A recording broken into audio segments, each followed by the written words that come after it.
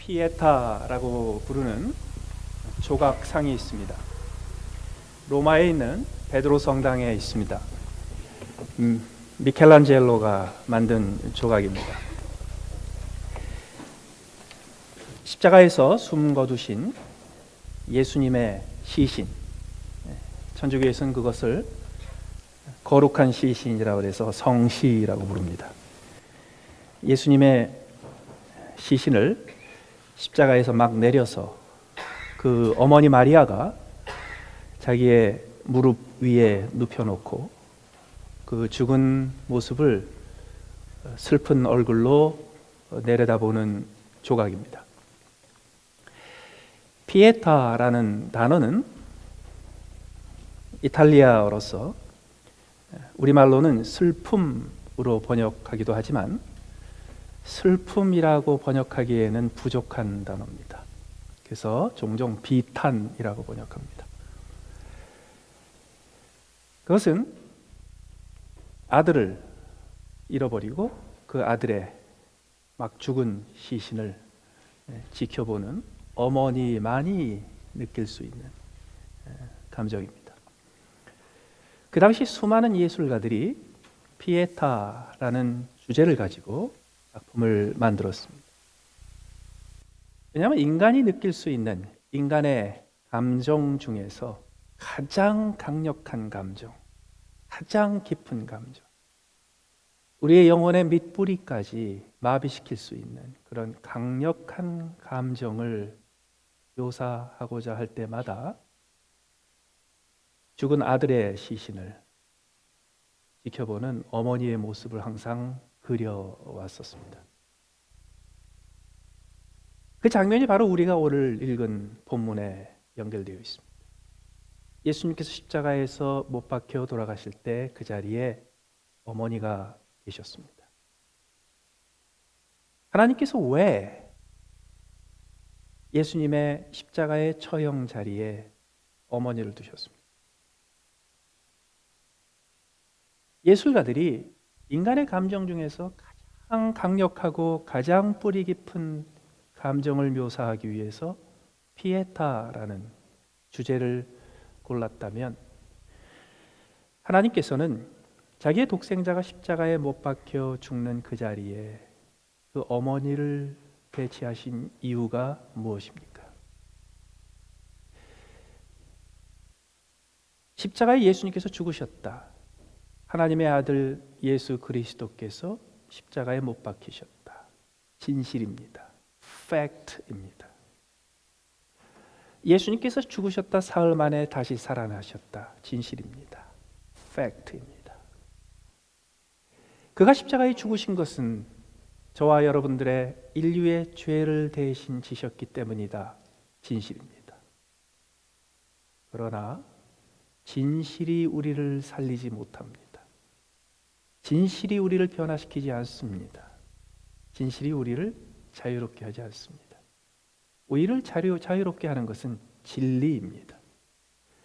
진실과 진리의 차이가 뭔가요? 진실은 머리에서 그쳐요.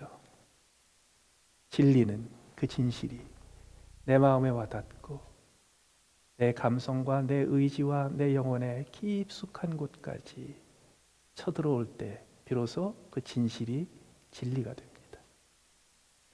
예수님의 십자가의 처형을 목격했던 증인들이 다수가 있었습니다. 그 중에 대표적인 사람이 로마 백부장이었습니다. 이는 참으로 하나님의 아들이셨도다. 그것은 진실입니다. 머리로 이해하는 진실입니다. 그러나 그 진실이 나를 새롭게 하고 나를 살리고 나를 변화시키기 위해서 그것이 나의 진리가 되어야 합니다. 어떻게 해요?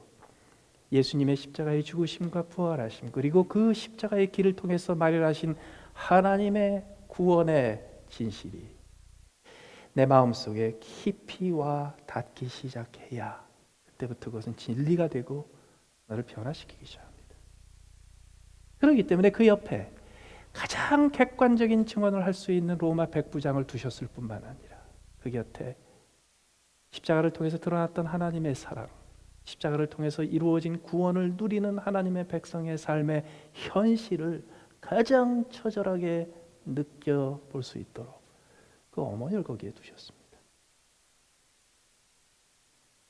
예수님께서 오늘 본문에 보면 어머니에게 얘기하십니다. 그 곁에 섰던 제자에게 이야기하십니다. 이것은 예수님이 십자가에서 남기신 7가지 말씀 중에 하나입니다. 가상칠언이라고 합니다. 가상칠언의 2가지는 예수님 자신의 죽음과 관련되어 있습니다. 목마르다, 다 이루었다. 또 다른 2가지는 하나님 아버지와 대화하신 것입니다. 하나님이여 하나님이여 어찌하여 나를 버리시나이까. 아버지여 내 영혼을 부탁하나이다. 또 다른 2가지는 예수님께서 죽으신 그 목적과 연결되어 죄인과 관련이 되어 있습니다. 아버지여 저들을 용서하시옵소서. 저들이 무엇을 하는지 알지 못하나이다. 내가 오늘 나와 함께 낙원에 있으리라.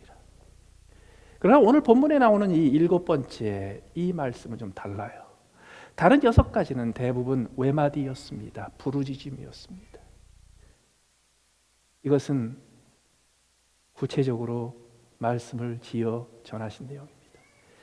예수님께서 십자가에 달려 찔리시고 못 박히시고 피 흘리시고 물을 쏟으시는 그 고통 속에서 십자가 곁에 계셨던 그 어머니를 내려다봅니다.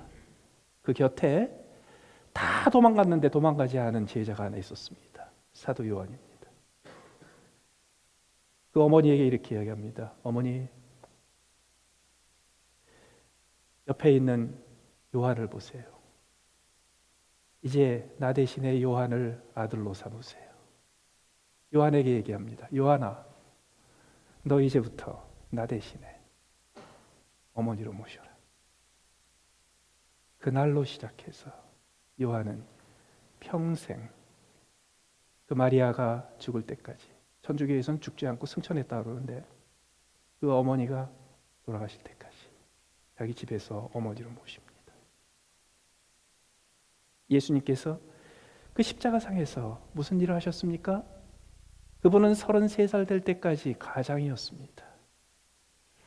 일찍 세상을 뜨신 아버지 대신에 가장이 되어 어머니와 동생들을 먹여 살렸던 책임 있는 가장이었습니다.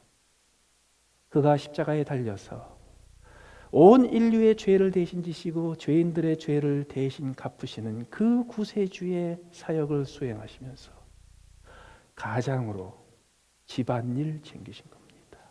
Family matter, family affair, 가사를 챙기신 겁니다. 왜 그러셨습니까?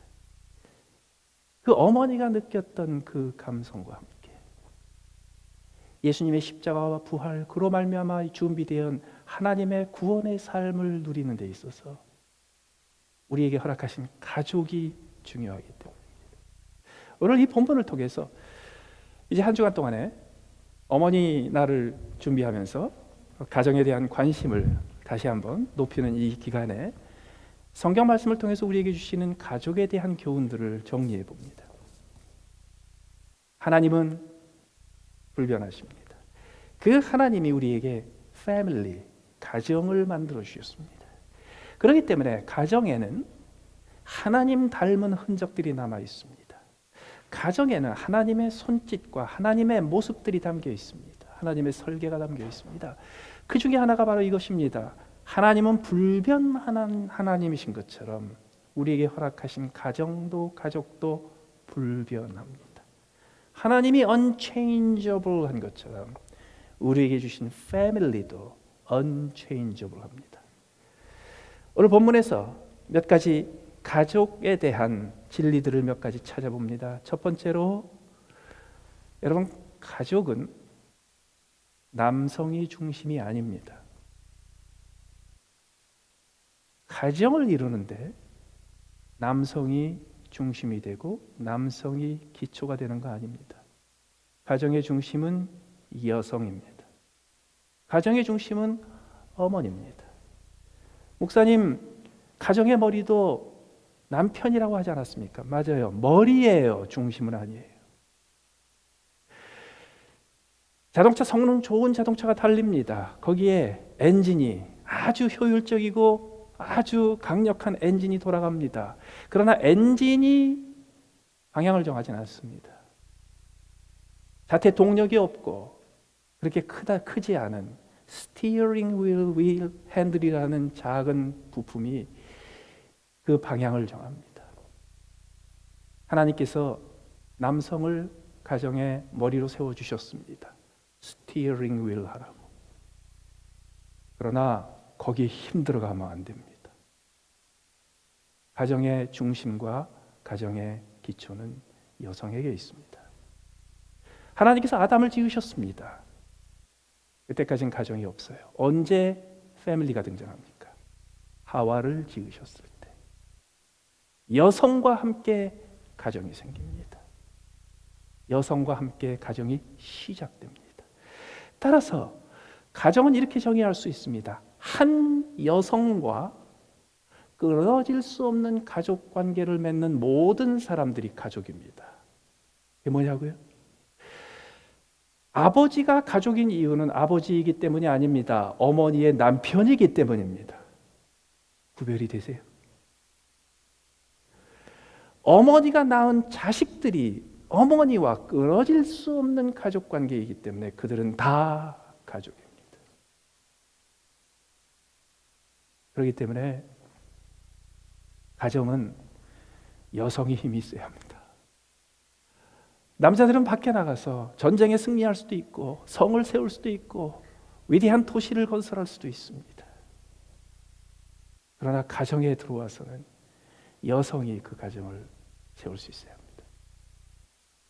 더 나아가서 특별히 우리 한국 문화 속에서 우리가 성경적인 교훈으로 받아 정신 바짝 차려서 붙잡아야 될 진리가 하나 있습니다. 가족은 핏줄로 이루어지지 않습니다.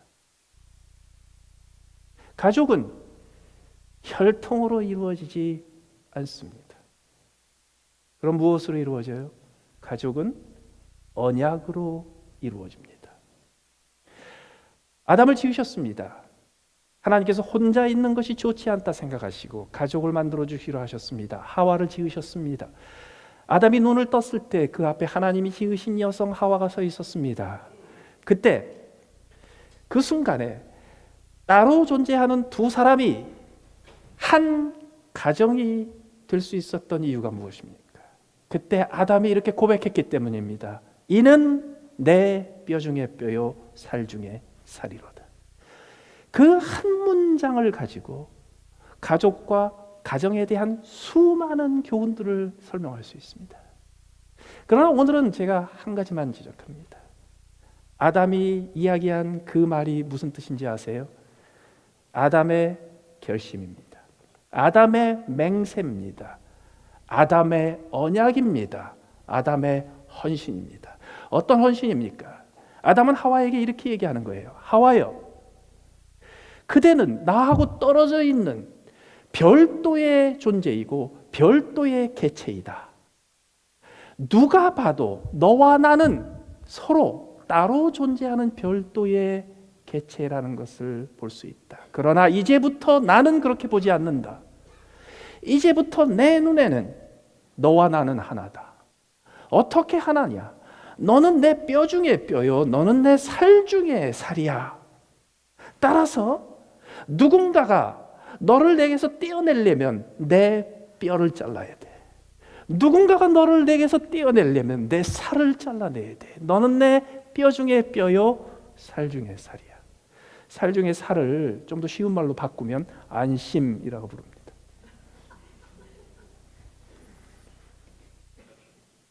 아직도 사람들 눈에는 너와 내가 따로 존재하는 두 사람으로 보이지. 그러나 내 눈에는 그렇게 안 보여.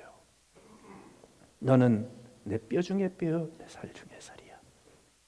다른 사람들이 뭐라고 하든지 나는 네가 내 안에 있고 나의 한 부분이라는 것을 믿고 선언하고 그렇게 살 거야. 이게 언약이에요. 그때부터 가족이 시작한 겁니다. 아담과 하와는 혈연이 아닙니다.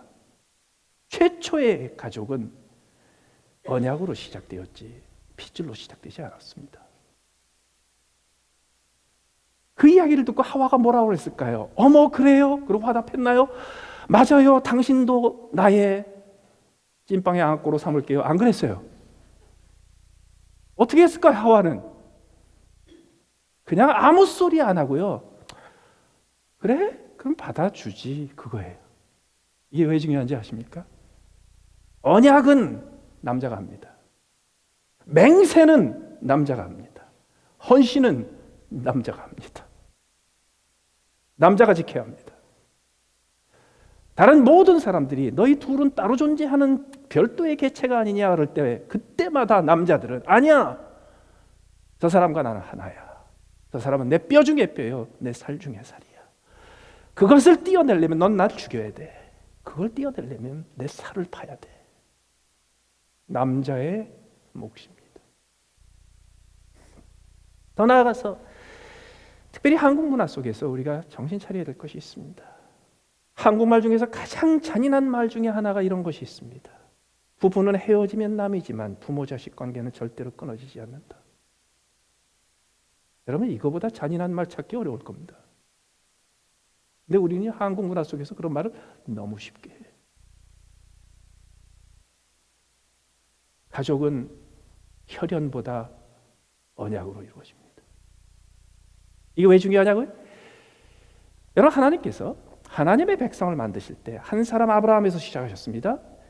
아브라함으로 시작해서 이삭을 낳았고 이삭을 통해서 가정을 확장하고 급기야 야곱을 통해서 12아들을 낳습니다. 그래서 큰 백성이 됩니다. 그 12아들을 통해서 12지파가 생기며 그때부터 비로소 이스라엘 백성이라고 불리워집니다. 그래서 족보로 치자면 아브라함과 이삭과 야곱의 족속이지만 이스라엘 백성들은 12파가 있습니다. 12공이 있고 12파가 있습니다. 그런데 그 12지파, 12파의 시조들이 야곱의 12아들이죠. 그런데 가만히 보세요. 이스라엘의 12지파들은 12명의 야곱의 아들이 아니었습니다. 야곱이 죽기 직전에 요셉을 부릅니다. 그리고 그 요셉에게 이렇게 얘기합니다. 너에게 두 아들이 있지. 오늘부터 시작해서 그 두 아들은 내 아들이 아니다. 오늘부터 시작해서 비록 그 두 아이들에게 나는 할아버지지만 오늘부터 시작해서 너의 두 아들들을 내가 입양하마. 그래서 이제는 내가 걔네들의 아버지가 되고 걔네들이 내 아들이 된다. 내가 세 번째 아들을 낳으면 그 세 번째 아들이 너의 장자다. 그리고 야곱의 12아들, 핏줄로 나온 12아들 중에서 2명이 빠지고 요셉의 두 아들로서 야곱에게 입양되었던 두 사람이 이스라엘 12지파의 머리가 됩니다. 이스라엘 백성이 시작했을 때 하나님께서는요 12명 중에 두 사람을 입양의 관계로 세우셨습니다. 핏줄이 아니에요. 왜 그럴까요? 이스라엘 백성들이 핏줄에 목매지 않도록, 이스라엘 백성들이 혈연에 목매지 않도록 하기 위해서. 이제 새 예루 이스라엘이 생깁니다. 진정한 이스라엘이 생깁니다. 어디서? 나사렛 예수로 시작해서 예수 그리스도로 시작해서. 그래서 야곱의 가족이 아니라 이제 예수님의 가족으로 시작해서 새 백성이 생깁니다. 그래서 천주교에서는 그것을 성가족이라고 부릅니다. Sacred Family. 성가족은 어떻게 구성이 됩니까? 천주교에서는요 요셉과 마리아와 예수님이라고 그래요. 그리고 천주교 교리에 의하면 마리아가 예수님 낳고 계속 처녀로 있다가 승천했기 때문에 예수님만이 혼자지만 성경에서는 예수님 동생의 이름들도 다 나옵니다. 예수님의 가족, 하나님의 진정한 거듭난 백성으로 여겨지는 그 시조가 되었던 예수님의 가족이 어떻게 이루어졌습니까? 예수님과 마리아는 혈연입니다. 핏줄입니다. 그러나 요셉과 예수님은 혈연이 아닙니다.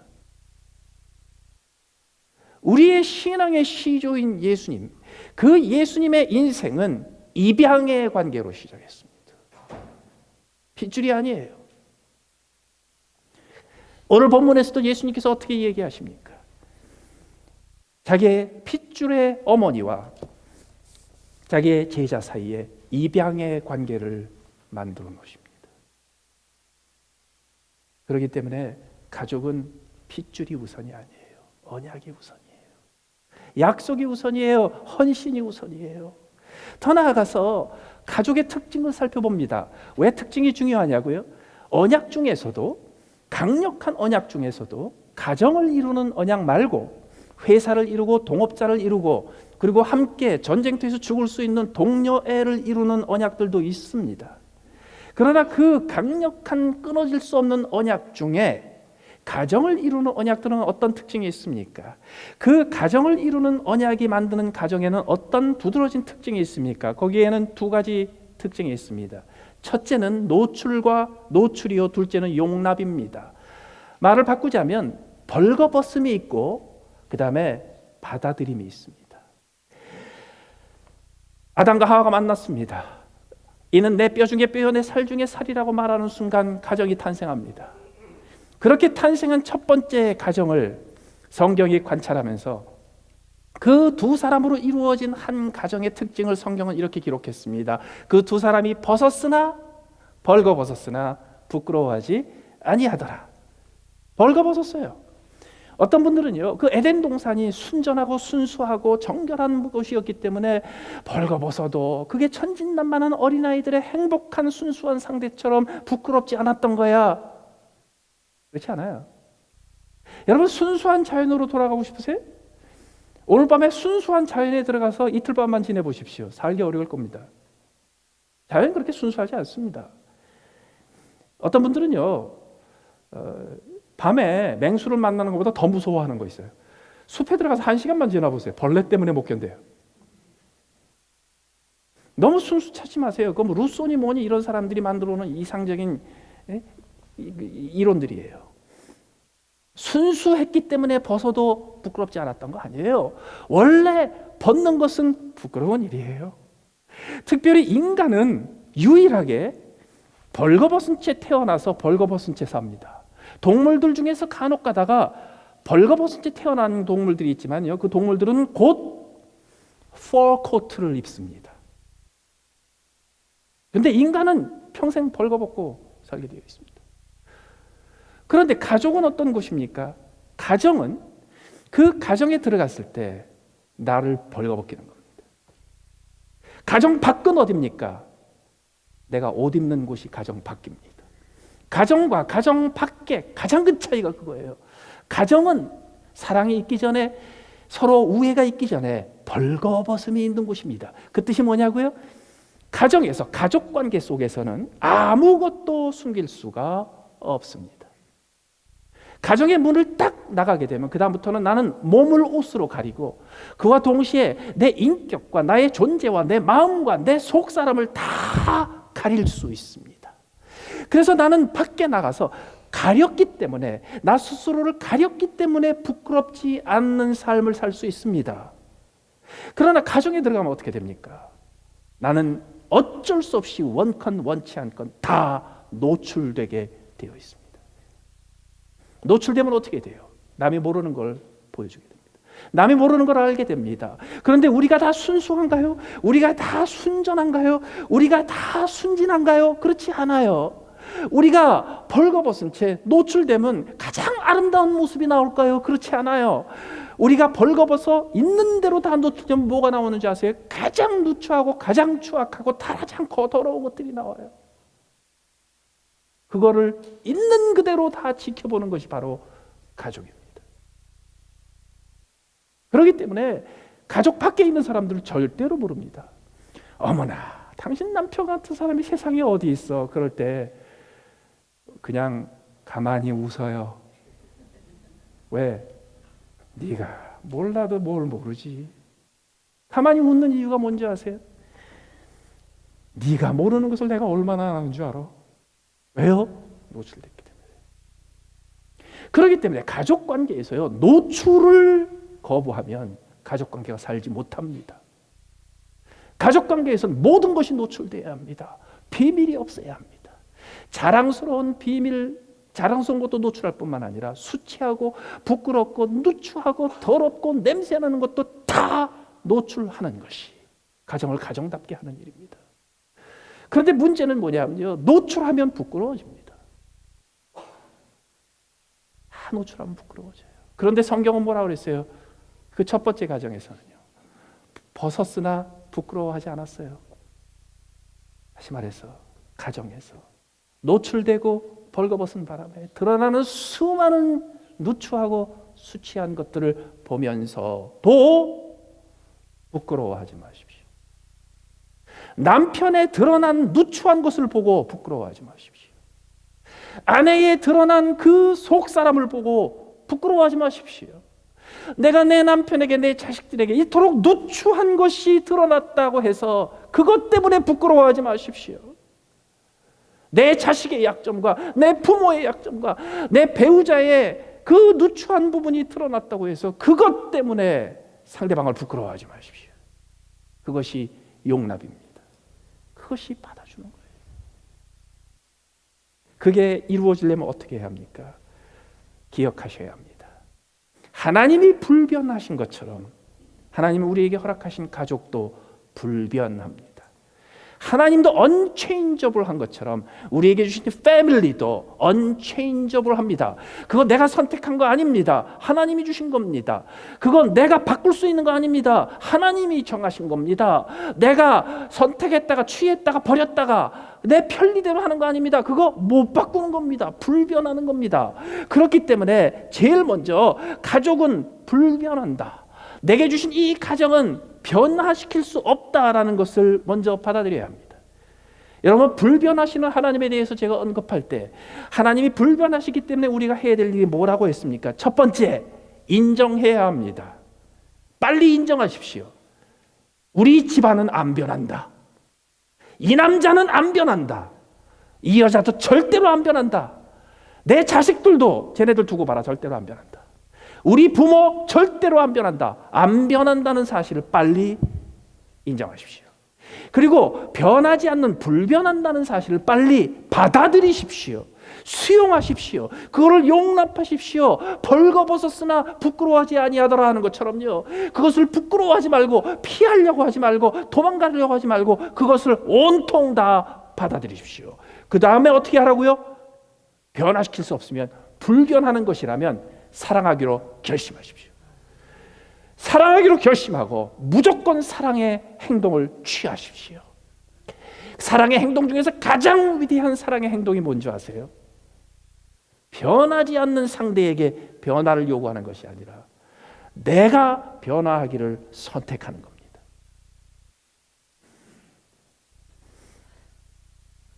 쟤는 저 잘난 부모 밑에 나와서 저렇게 잘 풀리는데 나는 이런 부모 밑에 나와서 그것처럼 잔인한 말도 없어요. 또 사실 따지고 보면요, 자식 하나 때문에 집안이 일어서는 집들도 많거든요. 저 집은 자식 하나 잘 만나서 저렇게 집안이 쓰는데라는 말을 부모들은 안 해요. 부모니까. 맞아요. 우리의 가족들 중에서도 왜 이런 사람한테 걸렸지? 그런 사람이 있어요. 부모가, 배우자가, 내 자식들이 내 발목만 붙잡고 있는 경우도 있어요. 아무리 노력을 해도 끊임없이 해결할 수 없는 문제만 안겨주는 가족들도 있어요. 성경의 선언은 뭔지 아세요? 하나님이 불변하시듯 하나님이 정해주신 가족도 안 변합니다. 인정하십시오. 용납하십시오. 사랑하십시오. 그리고 필요하다면 내가 변하기를 선택하십시오. 내 길을 바꾸시기 바랍니다. 예수 그리스도의 십자가의 구원을 설명하면서 바울 사도는 로마서 9장 33절에서 이렇게 얘기했습니다. 기록된 바 보라, 구약 성경을 인용해서 이렇게 설명했어요. 내가 걸림돌과 거치는 바위를 시온에 두노니 그를 믿는 자는 부끄러움을 당하지 아니하리라. 그를 믿는 자, 예수 그리스도죠. 예수님을 어디다 비유했습니까? 걸림돌과 거치는 바위에 비유했습니다. 스텀블링 스톤과 펄링 락에 비유했어요. 예수님이 종종 자기 자신을 돌로 설명하셨습니다. 예수님이 반석입니다. 예수님이 모퉁이 돌입니다. 예수님이 초석입니다. 예수님이 키스톤입니다. 얼마나 멋진 표현입니까? 그런데 바울 사도는 예수님을 갖다가 뭐라고 설명했어요? 걸림돌입니다. 거치는 바위가 된다고 했어요. 어떻게 예수님을 그렇게 얘기할 수 있습니까? 왜 그런지 아세요? 예수님 자신이 하신 말씀 때문에 그래요. 누가복음 7장 23절에 예수님께서 이렇게 말씀하십니다. 누구든지 나로 말미암아 실족하지 아니하는 자는 복이 있도다 하시니라. 예수님 때문에 실족한단 말이에요. 무슨 뜻인지 아세요? 여러분, 예수님과 평생 동행하세요. 예수님과 24시간 동행하세요.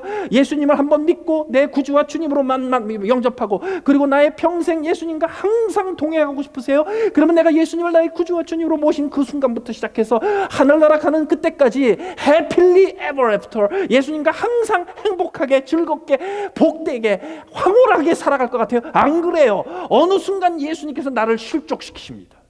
어느 순간 예수님께서 내 돌에 내가 발이 걸리는 돌뿌리가 되어서 나를 털퍼덕 넘어지게 하십니다. 내 무릎이 까이게 하시고 내 발목이 부러지게 하시고 내가 바닥에 넘어지게 하십니다. 그게 예수님이 우리를 실족시킨다는 뜻이에요. 어떻게? 예수님이 우리의 걸림돌이 됩니다. 예수님이 우리의 거치는 바위가 됩니다. 왜 그런지 아십니까? 예수님은 완전하시나 우리는 완전치 못하기 때문입니다. 예수님의 수준과 우리의 수준이 너무도 달라서 그렇습니다. 예수님이 가자는 곳에 동동 우리는 동의할 수가 없습니다. 왜? 수준이 차이가 나서. 예수님이 하자는 일에 내가 동참하기가 어렵습니다. 예수님이 요구하는 것을 내가 거부할 수밖에 없습니다. 왜? 너무도 차이가 나니까. 예수님과 함께 동행하면서 단 한 번도 예수님 때문에 실족한 적이 없다고요? 당신은 그러면 완전한 존재일 겁니다. 문제는요, 내가 예수님과 함께 동행하던 그 길에 어느 날 예수님께서 내 발이 걸려 넘어지는 걸림돌이 된다고요. 그걸 우리말로 뭐라고 그러냐면 돌뿌리라고 그래요. 길 가다가 길 복판에 툭 튀어나온 게 있어요. 여러분, 그 길 복판에 툭 튀어나온 걸 돌뿌리라고 부르는 이유가 뭔지 아세요? 그거는 어느 날 바람에 날려서 아니면은 어디에 밀려서 온 조약돌 하나가 아니에요. 발로 걷어차면은 없애버릴 수 있는 조약돌이 아니에요. 거기 박혀 있어요. 그거를 왜 돌뿌리라고 그러는지 아세요? 그것은 그저 조그마한 돌에 불과하지 않아요. 그것을 캐내지 못하고 수많은 사람들이 거기에 걸려 넘어지고 걸려 넘어지는데도 그게 거기서 사라지지 않는 이유는요, 그 밑에 거대한 반석의 한 부분이기 때문에 그래요. 다시 말해서 안 움직입니다. 절대로 못 캐냅니다. 그것은 절대로 움직이지 않습니다. 그렇다면 여러분, 그 예수님이 내게 걸림돌이 되고 내게 거치는 바위가 되어 나를 실족시키지 않으려면 어떻게 해야 돼요? 내가 가는 길을 바꿔야 돼요. 불변하시는 하나님을 소개할 때 이렇게 했습니다. 종종 불변하시는 하나님은 우리에게 암초가 됩니다. 그런데 그 암초는 부딪히면 우리를 멸망시키지만 피하면 우리를 살리는 암초입니다. 그것을 고집스럽게 부딪혀서 피하지 않고 정면 대결하면 우리는 멸망합니다. 그러나 거기서 내가 순종하고 내 뜻을 거두고 내가 변화하기를 선택해요. 그것을 넘어가고 지나가면 오히려 내가 기대하지 못했던 놀라운 평안의 축복의 항구가 우리를 기다립니다. 똑같습니다. 여러분, 우리의 가족들 중에 거치는 돌, 걸림돌을 하나님께서 주십니다. 왜 그런지 아세요? 우리가 불완전하기 때문에. 거기다가 걸림돌 역할하는 그 남편도 불완전해. 예수님과 나 사이에는 한쪽은 완전하고 한쪽은 불완전하죠. 이거는 서로가 불완전해요. 그래서 서로가 깊이 박혀있는, 변화시킬 수 없는 거대한 바위덩어리에 조그마한 돌뿌리처럼 서로의 발을 겁니다. 그럴 때 어떻게 해요? 달라붙어가지고 깨내요? 파내요? 그러지 마세요. 지나가세요. 넘어가세요. 훌쩍 뛰어넘으세요. 그리고 가던 길에 항상 또 그게 있어. 그럼 몇 번 지나가 봤으면 거기 돌뿌리 있다는 거 알 거 아니에요? 그럼 비켜가세요. 맨날 똑같은 문제 가지고서 확 속이 뒤집어져 가지고 똑같은 거 가지고 싸우고 그러지 말고요. 자식들도 부모들도 부부지간에도요, 서로의 속을 긁어놓는 돌뿌리가 하나씩은 있어요. 똑같은 거. 결혼하고 2, 3년이 아니고요, 10년, 20년 지나요. 맨날 똑같은 것 때문에 싸움이 시작돼요. 똑같은 것 때문에 상대방을 들볶고요, 똑같은 것 때문에 상대방을 인격 모독해. 그때 넘어가세요. 피하세요. 조금 더 가면 돌뿌리 있지 참, 미리 준비하세요. 그리고 걸려 넘어지지 않고 실족하지 않는 것은 예수님 책임이 아니에요. 우리 책임이에요. 거기에 걸려 넘어지지 않는 것은 상대방, 배우자의 책임이 아니에요. 내 책임이에요. 거기서 걸려 넘어지지 말고 실족하지 마세요. 그렇게 되면 어떻게 됩니까? 예수님의 실족하지 않는 자는 복이 있도다 한 것처럼요. 불변하는 가족 때문에 실족하지 않는 사람들은 복이 있을지어다. 왜 거기에 돌뿌리가 있는지 아세요? 그쪽 때문이 아니고 나 때문이라고 했죠. 그건 내 문제예요. 내가 불완전하기 때문에 그래요. 그래서 내가 그때마다 돌뿌리에 걸려 넘어지고 발등 깨이고 발가락 다치고 그래가지고 또 한 번 싸움 벌어지고 그러는 대신에 그때마다 피하고 그때마다 지나가고 그때마다 돌아가고 내 가는 길을 바꾸잖아요. 그럼 내게 축복으로 돌아와요. 내 길이 바뀌면 축복이 돼요. 내 행동이 바뀌면 축복이에요. 내가 그걸 무시하면 축복이 돼요. 내가 그걸 피하는 길을 알게 되면 내게 축복이 돼요. 그럼 그 대신에 또 어떻게 될까요? 나도 그에게 걸림돌이 덜 돼요. 마지막으로 보이지 않는 하나님께서 지으셨기 때문에, 아니 불변하시는 하나님께서 지으셨기 때문에 가족도 불변하는 특징이 있습니다. 따라서 하나님을 섬기듯이 가족들을 섬겨야 합니다. 오늘 그 십자가 밑에 있었던 그 사도 요한이 예수님의 말씀대로 그 어머니를 어머니로 모시고 마리아의 양자가 되어 평생 그 어머니를 섬겼습니다. 그동안에 얼마나 돌뿌리가 많았겠어요. 그동안에 얼마나 걸림돌과 거치는 나이가 많았겠어요. 그거 다 거쳤어요. 그 결과 어떻게 되는지 아세요? 요한 사도가 제일 오래 살았어요. 90세 장수했어요. 더 나아가서 요한 사도는요, 사랑의 사도로 명성이 남았어요. 그게 예수님의 십자가의 본질이에요. 사랑스러워서 이뻐서 한번 이뻐해 주는 사랑이 아니고 내 생명 바쳐서 내 살을 찢어서 사랑하는 그 사랑의 본질이에요. 요한 사도가 그걸 어떻게 배웠어요? 그 양어머니를 모시고 평생을 공경하느라. 그의 말년에 죽기 직전에 그가 남긴 글이 요한일서입니다. 거기서 그는 이렇게 얘기합니다. 누구든지 하나님을 사랑하노라 하고 그 형제를 미워하며 이는 거짓말을 하는 자니 보는 바 그 형제를 사랑하지 아니하는 자는 보지 못하는 바 하나님을 사랑할 수 없느니라. 여러분, 보이는 가족을 사랑하지 않으면 보이지 않는 하나님을 사랑할 수 없습니다. 기억하세요. 하나님도 우리한테 걸림돌 되신다고요. 남편이 아내가 자식들이 걸림돌 된다고 자격 없다 하지 마세요. 보이는 가족을 사랑하지 않으면 우리는 절대로 보이지 않는 하나님을 사랑할 수 있다 말할 수 없습니다.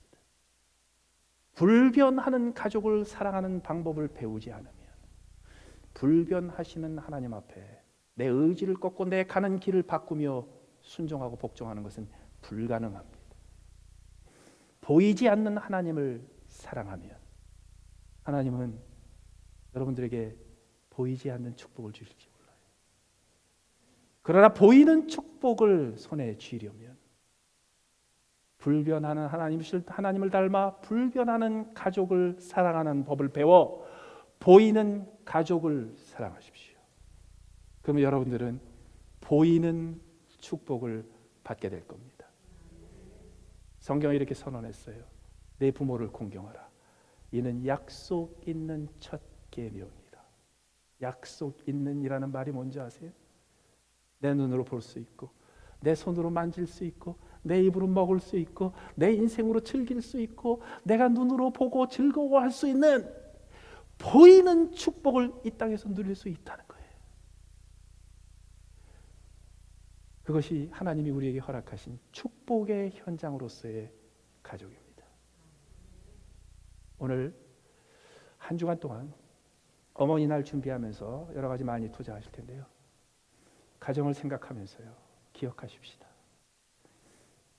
보이는 가족을 사랑하여 보이지 않는 하나님이 주시는 보이는 축복을 누릴 수 있게 되시길 바랍니다. 같이 한번 기도하시겠습니다.